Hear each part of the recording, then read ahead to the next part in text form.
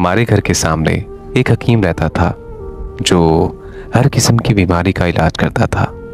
लोग डॉक्टर के पास नहीं जाते थे, हकीम को ही दिखाते थे। मैंने भी सुन रखा था उसके हाथ में शिफा है। मैं बीमार हुई तो माँ मुझे हकीम के पास ले गई।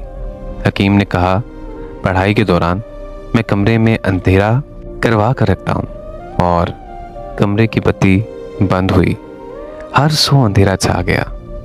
अचानक अंधेरे में किसी का हाथ मेरी रान पर आया। जैसे ही मैंने चीखने की कोशिश की, मेरे मुंह पर किसी ने हाथ रख दिया। उस वक्त मैंने हकीम को कहा, ठहर जा, तुझे तो मैं बताती हूँ। अम्मा की आवाज़ पर मैंने मुड़कर देखा। अम्मा गुस्से से मुझे देख रही थी। हालांकि मैंने बड़ी एहतियात और दबे कदमों से घर से निकलने की कोशिश की थी, मगर अम्मा क्यों मुझे दरवाजे से निकलते देख ही लिया था। मेरी अम्मा ने फ़ौरन अपनी चप्पल उठा ली थी। अम्मा के हाथ में चप्पल देखकर मैं घबरा गई थी। मैंने कहा, कहाँ जाना है अम्मा? शानू की तरफ जा रही हूँ। मैंने अपनी सहेली का नाम लिया। ये कोई वक्त है जाने का? दोपहर के 2 बज रहे हैं।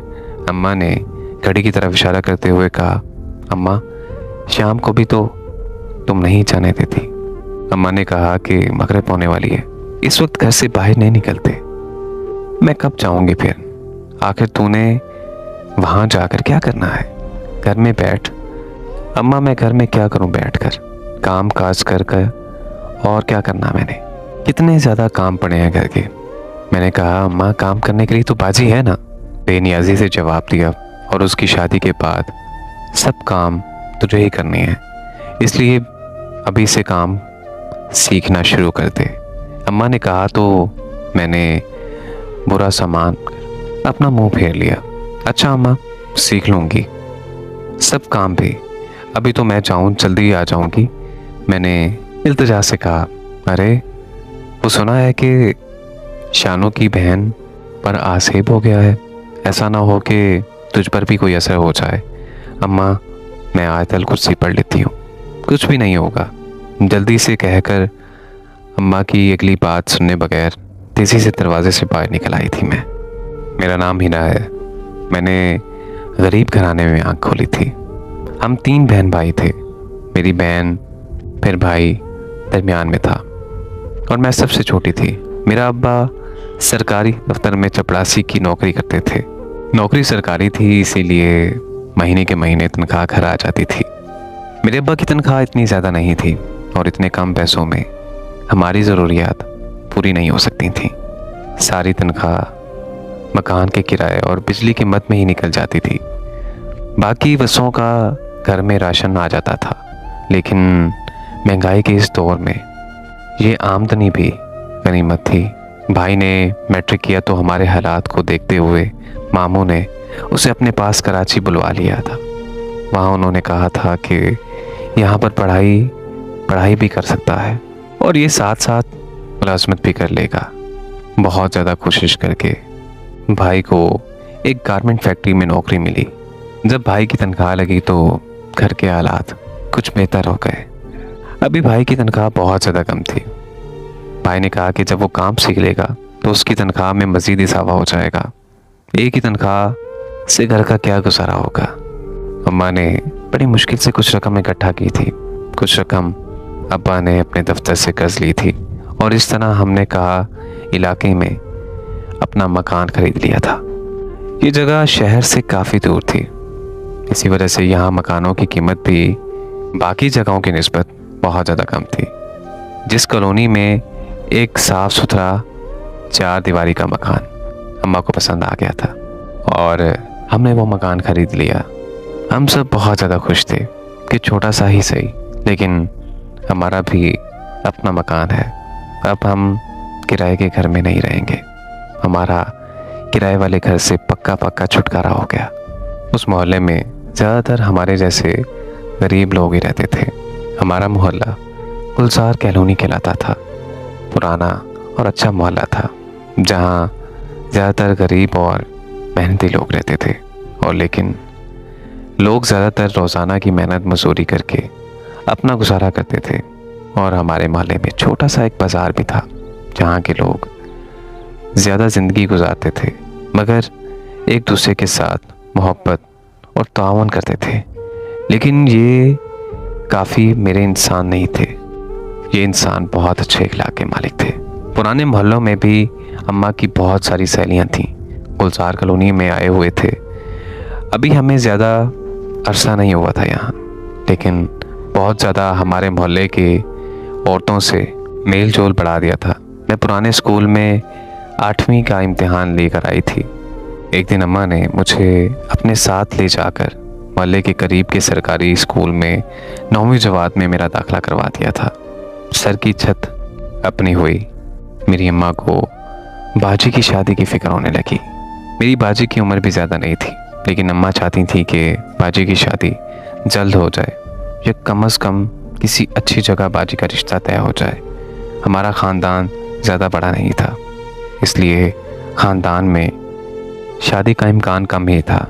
अम्मा ने बाजी के रिश्ते तलाश करना शुरू कर दिए थे। एक दिन अम्मा की नज़र इंतखाब मंजूर पर जाकर ठहर गई। मंजूर की अपनी किराने की दुकान थी। मंजूर शरीफ और मेहनती लड़का था। अम्मा कई बार उसकी दुकान पर जा चुकी थी। वो शक्ल सूरत का भी बहुत अच्छा था। उम्र भी बाजी से 2-4 साल ज़्यादा थी।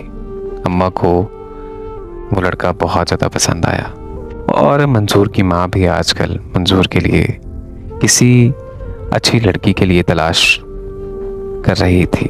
और मंजूर की माँ ने जानने वालों को भी कह रखा था कि ये मंजूर के लिए कोई अच्छा रिश्ता उनकी नज़र में हो तो उन्हें ज़रूर बताएं।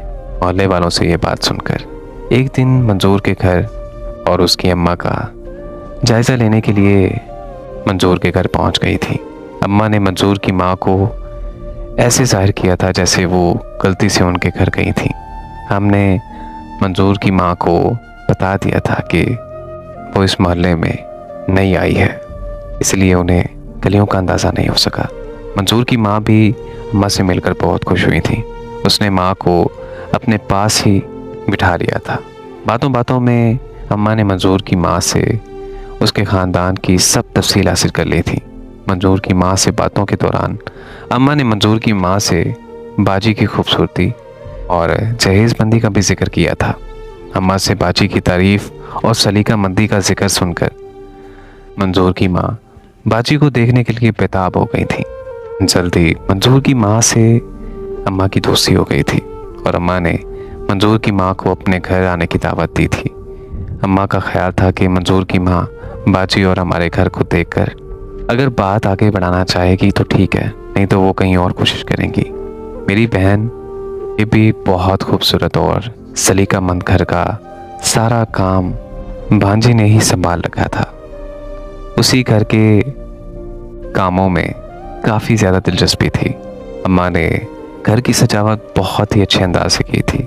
सफाई सुथराई से लेकर खाना बनाने तक घर का काम, तमाम काम बाजी ने ही किया था।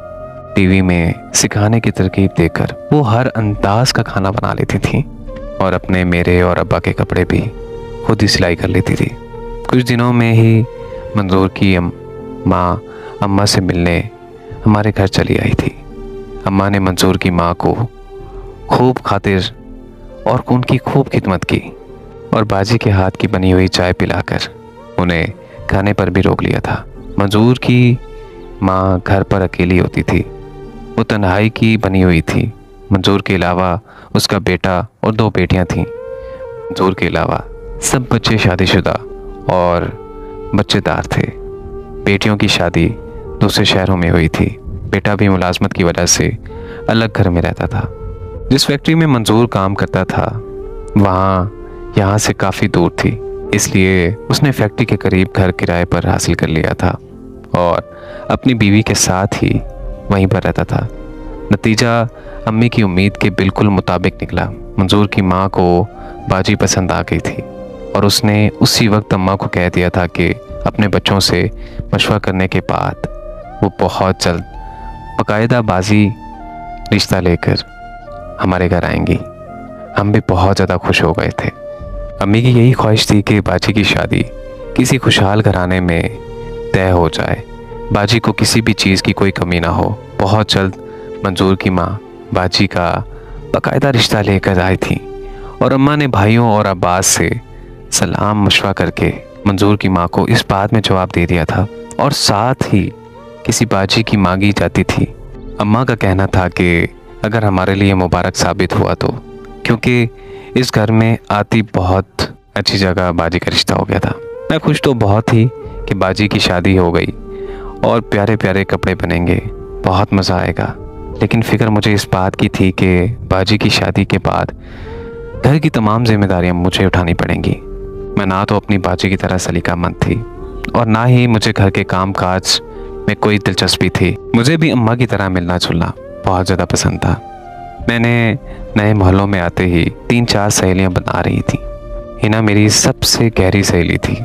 एक तो वो मेरी गली में रहती थी और दूसरा वो मेरी ही क्लास में पढ़ती थी, इसलिए बहुत जल्द शानू से मेरी दोस्ती गहरी हो गई और बहुत ज़्यादा मजबूत भी हो गई थी।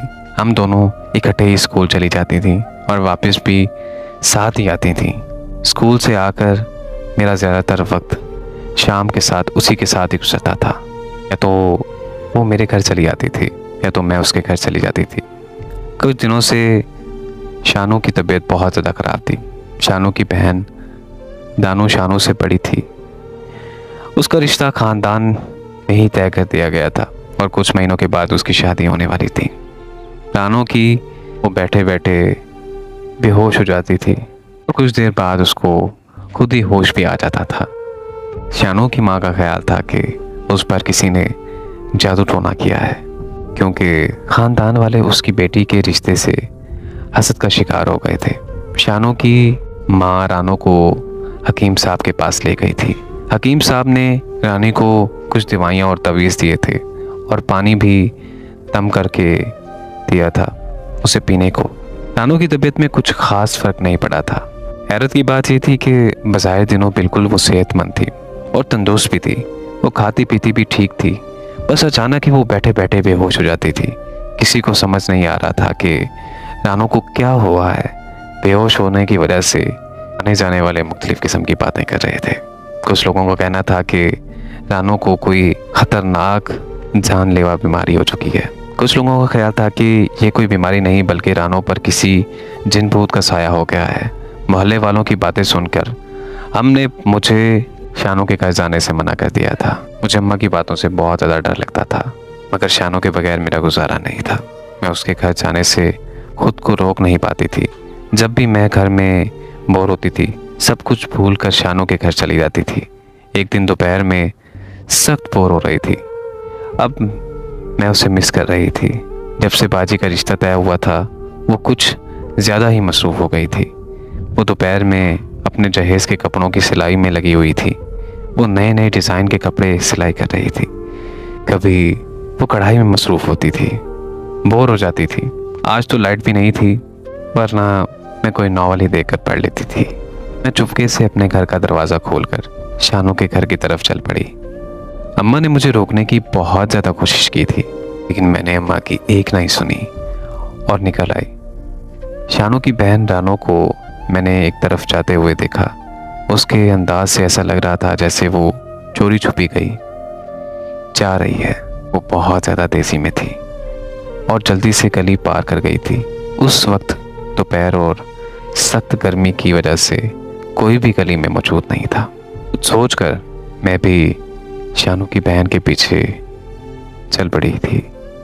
रानो तेज़ी से चलते हुए मोहल्ले से बाहर निकल गई थी और अब उसका रुख पता नहीं किसकी जानिब था। रानो मेरे घर की तरफ क्यों जा रही थी? मैं मुसलसल रानो का पीछा कर रही थी, लेकिन साथ साथ मुझे डर भी लग रहा था कि पता नहीं वो इस वक्त क्या करने वाली थी। नहर के किनारे पहुंचकर वो रुक गई थी और इधर उधर देखने लगी थी। उसी वक्त नहर के किनारे लगे दरख्तों के पीछे से एक लड़का निकलकर बाहर आया। शानू की बहन से कुछ बात करने लगा था। मैं ये सब हैरानी से देख रही थी। एक तरफ मैं पीछे छुप गई थी और उनकी बातें सुनने लगी थी। शानू की बहन उस लड़के से कह रही थी कि अब मैं अपनी बीमारी का ड्रामा करके बहुत तंग आ गई हूँ। अम्मा मुझे हकीम के पास लेकर जाती हैं और वो हकीम एक नंबर का फ्रॉड इंसान है। वो बहाने बहाने से मुझे छूने की कोशिश करता है। जल्द ही अपनी अम्मा से रिश्ते की बात करो, मैं अब ये काम मज़ीद नहीं सह सकती और ना ही ये काम मज़ीद कर सकती हूँ। उस लड़के ने रानो को तसल्ली दी थी और कहने लगा था, जब तक तुम्हारी कज़न से तुम्हारा रिश्ता ख़त्म नहीं होगा तब तक मैं अपनी अम्मा से बात नहीं करूँगा और उनसे बात करने का कोई फ़ायदा भी नहीं है। तुम्हारे घर वाले कभी भी नहीं मानेंगे। मैंने तुमसे अलामा इसलिए करने को कहा था कि तुम्हारी बीमारी की वजह से तुम्हारे घर वाले तुम्हारी शादी नहीं करेंगे और उस तरह हमें कुछ और बात मिल जाएगी। मैंने तुम्हें कहा भी था कि हम लोग यहाँ से भाग चलते हैं क्योंकि तुम्हारी इज्जत थी कि तुम अपने घर वालों को रुस्वा नहीं कर सकती और तुम किसी तरीके से रिश्ता ख़त्म कर दोगी। मैं तो कोशिश कर रही हूँ। तुम्हारे कहने पर अपनी बीमारी का ड्रामा मैंने इसलिए किया था कि मेरी तुमसे शादी हो जाएगी। मुझे शदीद बीमार समझकर वो रिश्ता खुद